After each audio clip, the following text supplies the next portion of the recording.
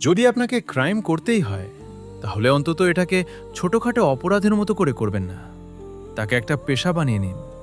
বুঝতে পারছেন না? তাহলে একটু ভালো করে শুনুন। আপনি যদি মার্ডার করতে ইচ্ছে হয় তাহলে সাধারণ মানুষ হয়ে লুকিয়ে লুকিয়ে কেন করবেন? সোজা আর্মিতে জয়েন করে নিন। তখন যুদ্ধের মাঠে মানুষ মারলেও আপনাকে বলা হবে দেশের বীর সৈনিক। আপনার যদি বাচ্চাদের মারতে খুব ভালো লাগে তাহলে রাস্তায় দাঁড়িয়ে থাপ্পড় মারবেন কেন? একজন টিচার হয়ে যান।